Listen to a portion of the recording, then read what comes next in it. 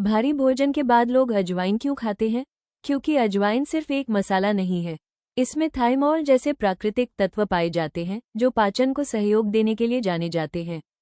आयुर्वेद में भी अजवाइन को पाचन शक्ति का समर्थन करने वाला माना गया है। इसीलिए भोजन के बाद कई लोग अजवाइन का सेवन करते हैं, खासकर जब पेट भारी या फूला हुआ महसूस हो। तो अगली बार अजवाइन दिखे, इसे सिर्फ मसाला मत समझिए। जड़ी बूटी अजवाइन, स्वाद भी, पाचन का साथी भी।